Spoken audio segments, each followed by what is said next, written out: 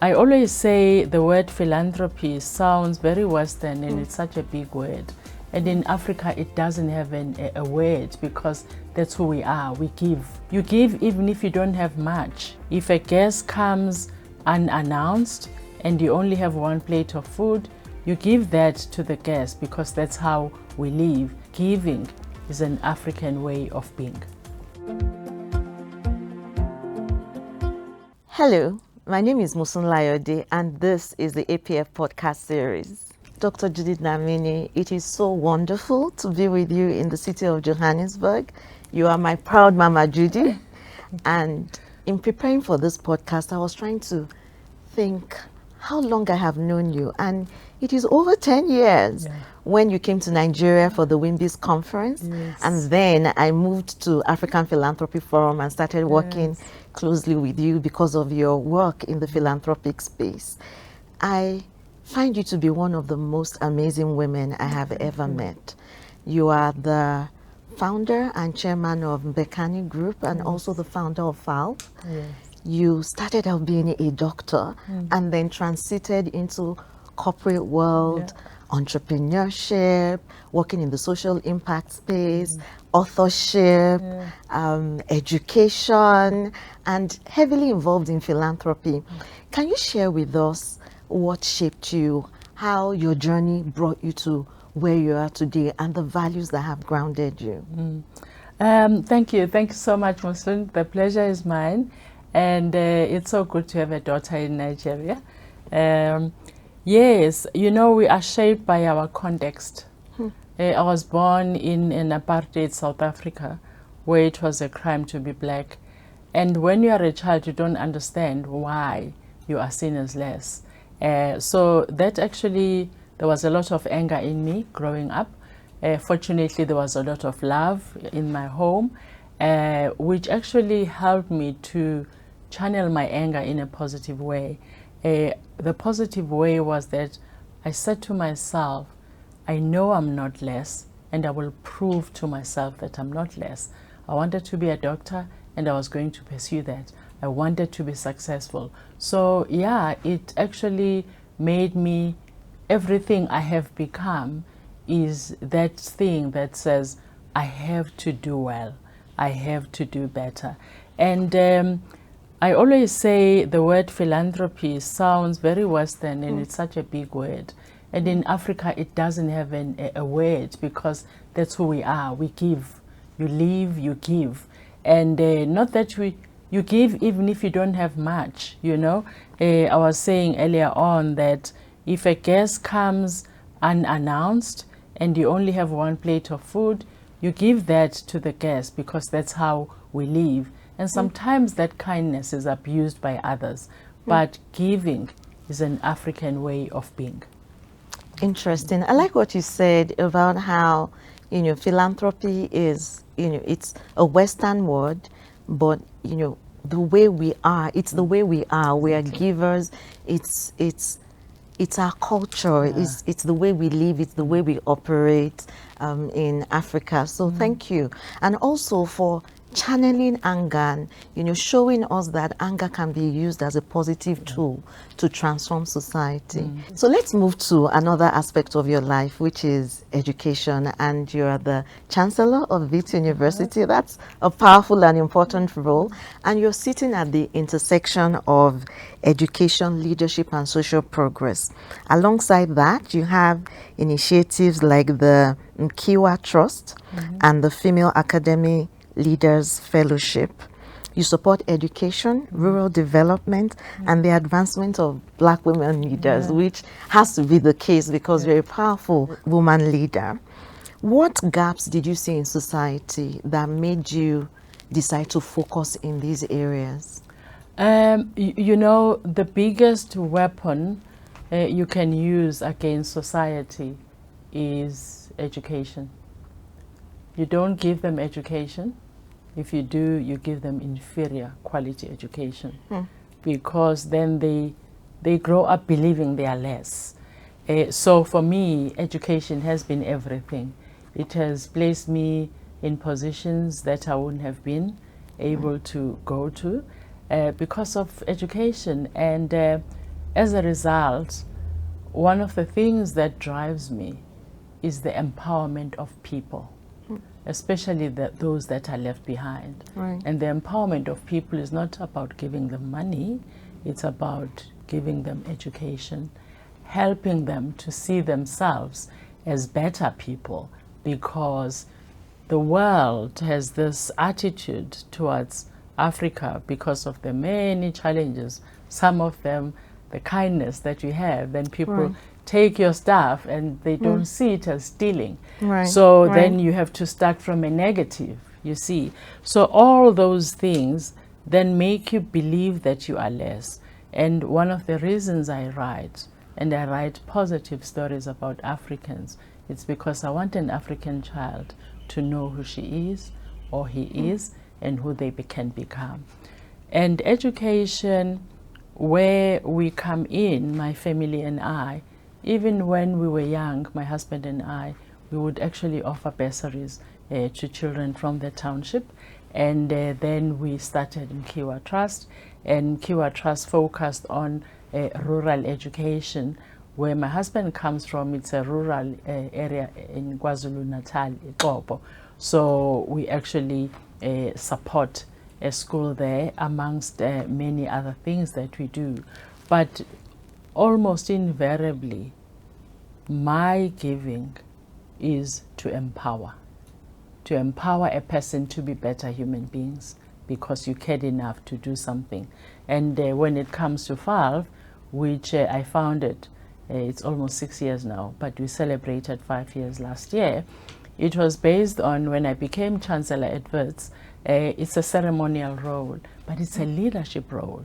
And every leadership role has to be used to empower those that don't have a seat at the table. Absolutely. So yeah. I did research, because everything you do should be evidence-based. You can't just look and say, I think. It should be based on evidence. And evidence said to me, well, when it comes to African and colored women, they are not professors, there are not enough professors. There are actually schools where there isn't a single professor who looks like me. So I said, okay, I'll do something about that. But it actually meant also having research, talking to those women and saying, why aren't you showing up? How can I work with you so that you can actually rise to where you belong? Because they belong there, you see. And that's how FALF was born. And I was lucky to have well-known and respected academics join, because I don't see myself as an academic. And I always find, Musun, that when you enter a space, and I'm always entering new spaces, find people who know the space, because understand the context matters, and then work with them. So that's why we've been successful so far. Amazing. There's so much you said there that I'm trying to unpack. And I'll just speak to some of the things that I felt, you know, are so important, or I feel are so important. And that is saying that empowerment is better than giving money. Oh, yeah. The importance of education. And the last one, which you just said, is finding people who know better and working with them, Yeah. because that's the way we can be successful at what we do. And one of the things that you have done so well is putting your thoughts in books. You're an author, and your writing and thought leadership has explored various issues, from identity to gender to leadership. And when I think about young people in Africa today, and you know, we have a teeming population, a young population in Africa. They're hungry for knowledge, they are learning about culture, they are looking up to people. And so when you put your thoughts in writing and you write these books, what responsibility do you feel you have or you carry as you shape your thoughts, and who are you writing for? Who is your target audience? My target is an African child from anywhere in the continent and in the diaspora. My message is to him or her to actually show what is possible, because if you grow in a small village, you don't know the success of the people that you haven't met. But in a book, which is why when I wrote the book, I actually went to rural schools to donate the book and talk to the young people. And it's surprising how at the age of 4, I saw a doctor who looked like me and I wanted to be a doctor. It didn't come from nowhere. I saw someone and that person made it accessible. I saw someone graduate with a PhD and I wanted to have it. So it does matter what people see. And sometimes if they don't see people look like themselves achieving, they think it belongs out there. So my job for as long as I live is to say to the African child, you've got this, you can do this. And one of the things that I love, and it's just being an African because we're big on stories, you know? So the books that I write bring people from different parts of the continent who've succeeded. The late Alimu Faruqi, may his soul rest in peace, from Tanzania. I interviewed him, and one of the things that he said a lot of things, but one of them was that, one, we've started having this idea when someone asks you, where are you from? I'm a global kid. He says, no, you are not a global kid. You are an African kid who's going to conquer the world, because it matters that you know your identity. One. Two, he says hard work. People talk about smart work, great, but you cannot substitute hard work for anything. And he says you have to work till your hands are scorched, because you have to work hard for everything that you have. And he says to the African child, people from outside Africa will take from you. You have the responsibility to build, because no one is going to build it for you but yourself. So those are the messages that so many different, that's just one of the people that I interviewed. And Mrs. Zanele Mbeki says, we are the ones we've been waiting for, you know? So you don't look and say the government should do this, which is one of the things I admire about the Nigerians. Nigerians are not about the government is going to do this. They hustle. They know that the power is in their hands. So yeah, those are the stories that I like sharing. Oh, amazing. I just love the fact that you didn't just write a book and leave it on the shelf. You went to the people, you spoke to the people, and the fact that remembering how you were shaped and the fact that you saw someone that inspired you, and so people would see you and you would inspire them as well. And thank you for bringing Alimu Faruqi into the conversation. I had the honor of meeting him when he was at the Aspen Institute, and that was, may his soul rest in peace. He really did speak for Africa, and we pray that his values and his legacy continue to live on. And you were just talking about government and not waiting for government. I want to bring philanthropy back into the conversation. You used to be an APF board member, and you're a philanthropist yourself. You have a front row in what African philanthropy is, and the potential that it has. How do you see, the intersection of philanthropy, government, business coming together? What sort of transformational impact do you think we would have if we are not working in silos, if we are not at parallel, but we are really coming together to move the needle? You raise a very important point, and I say that because there's a lot of mistrust between the different sectors. Government mistrusting business, and the same goes the other way. And when you look at the education institutions, now being a chancellor, I have a good view of how we actually interconnect with the different sectors, or how we don't. And I do believe that for us to have impact, we do need to work as partners, trusting partners, because we're good at different things. How does it help to have a university graduate who comes to industry not knowing the tools of the trade? Because there are silos in you training them, the theory and practice has to be practical, So we need that intersection where before you even get your degree, you actually all the time go to industry. Whatever you are studying, you have an affiliation with the industry to understand the tools of the trade, so that when I cap you, you already know where you're going and you actually become functional and useful to industry. When it comes to government, a lot of money is poured into education, right? But without understanding how we are having impact on this money and how this money is utilized, we're actually just wasting money. We have in this country what we call NSFAS. So it's a National Financial Association. I'll mess up these acronyms. There are so many of them. But what it intends to do is to support financially the child who otherwise wouldn't be able to go to university, right?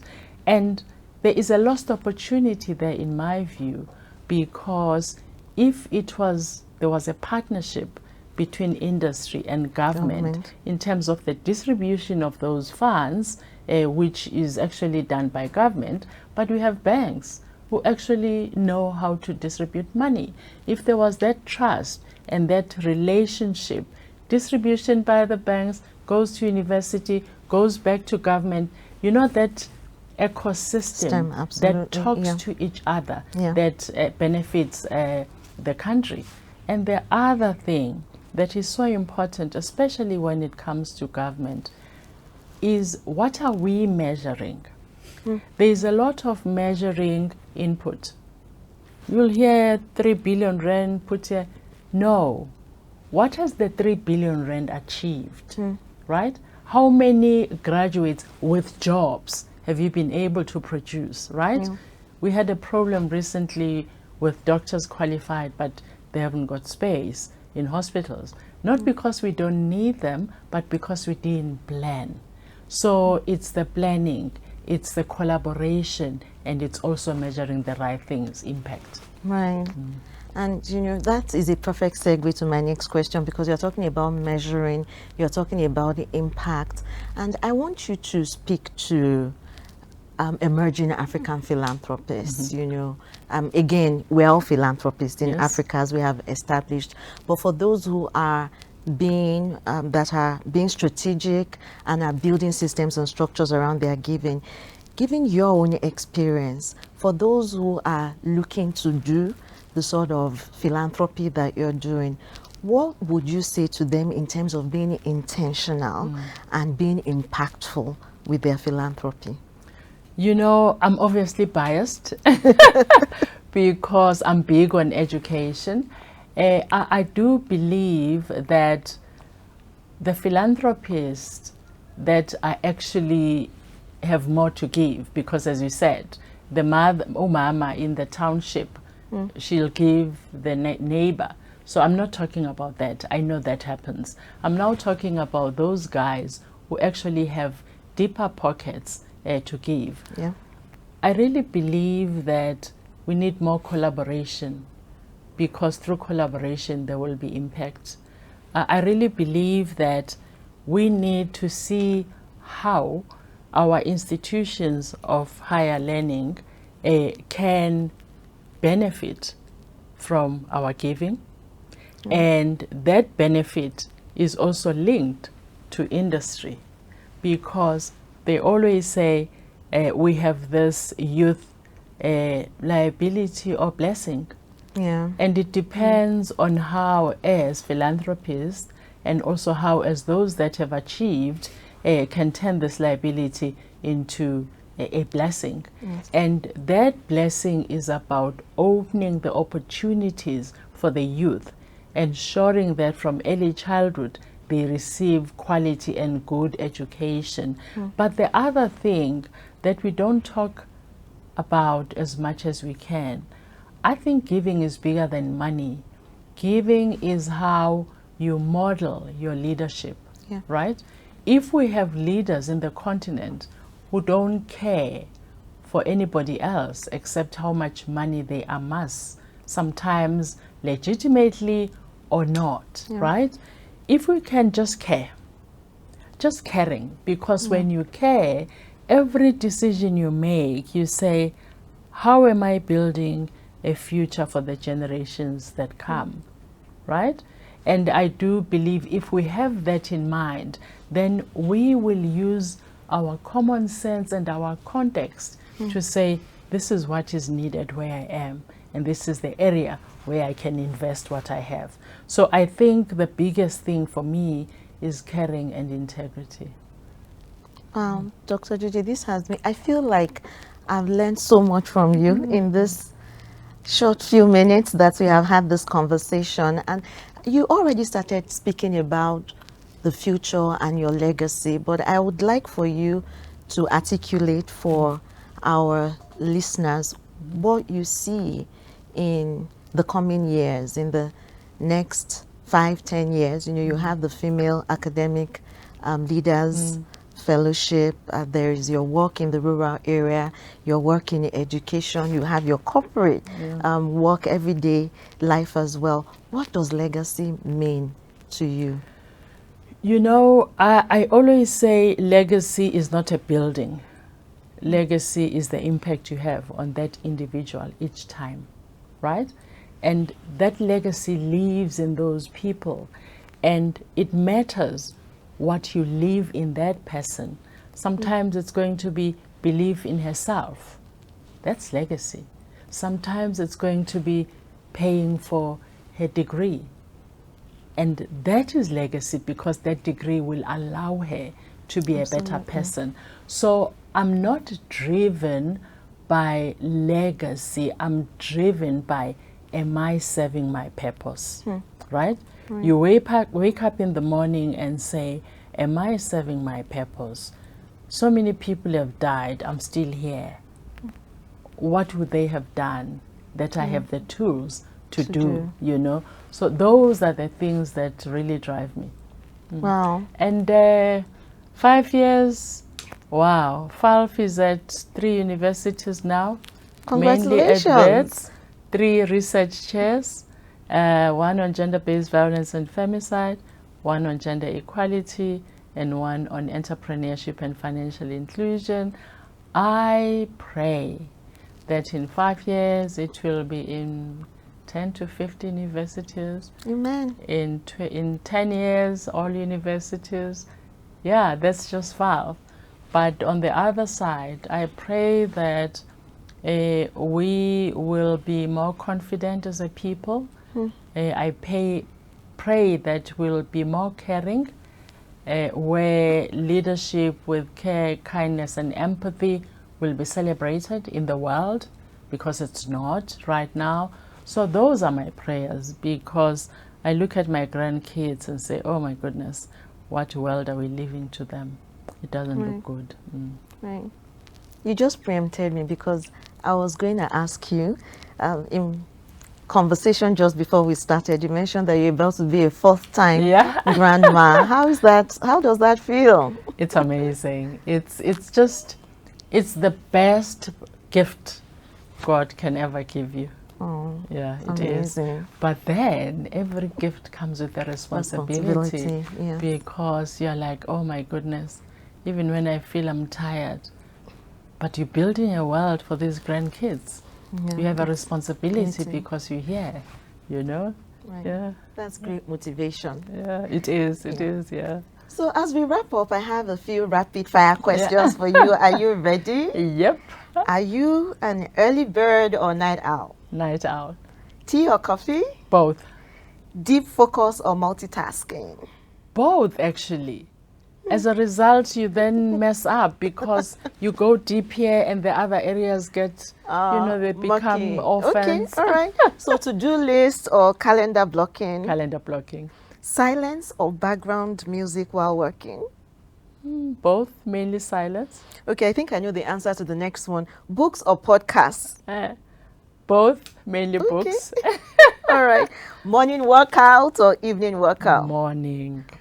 Right. And impact or influence? Both. Awesome. Thank you so much, Mama Judy. You. This has been amazing. Thank you. It was so good to have the chat. Absolutely. And I look forward to another one. Maybe in 5-10 years, would come back and have... God willing, that would be great. Amen. We have a date, 5 years' time. Yes. Thank you. Thanks, Masood. Thank you. Sure.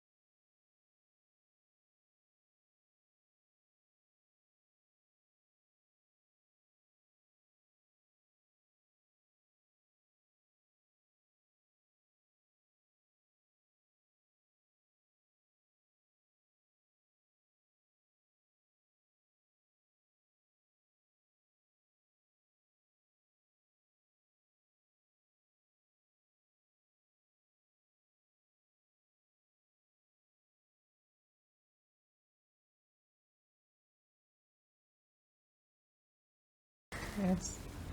How did that go? Wow, Okay, that great. was awesome. Yeah. Thank you. You guys are amazing. How long? thank How you. long was it? Cut. We didn't drink our coffee or tea. I know. Which you wanted that to be part of the. I don't know, it's fine. It just flowed naturally. Yeah. Everything flowed naturally and it Oh, felt so great. organic. Thank you so much, Thank Mama you. Judy. Oh, thank I you. was like, what?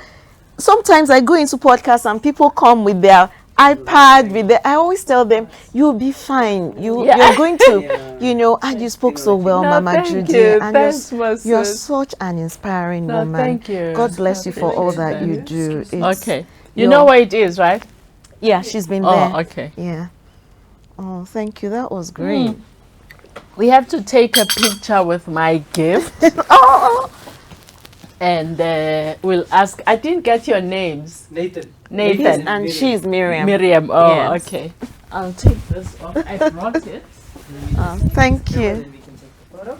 All right. Thank you so much. No, no problem. How long was it? Oh, When what is it? happened I here? haven't checked in Thailand. Oh, I forgot I had your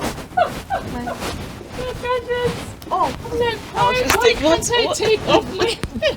Okay, let me help you back. Oh, it's right here. It's right here. Thanks. Thanks, Nathan. Oh, Here you okay, let me go. come. Oh, thank you, thank you. Do you have audio? Yes, yes, yes. Okay. Because I've done a recording before and there was no Oh, audio. no, that's me. I stress. For audio, I stress. That's why I'm like, no, we cannot roll until I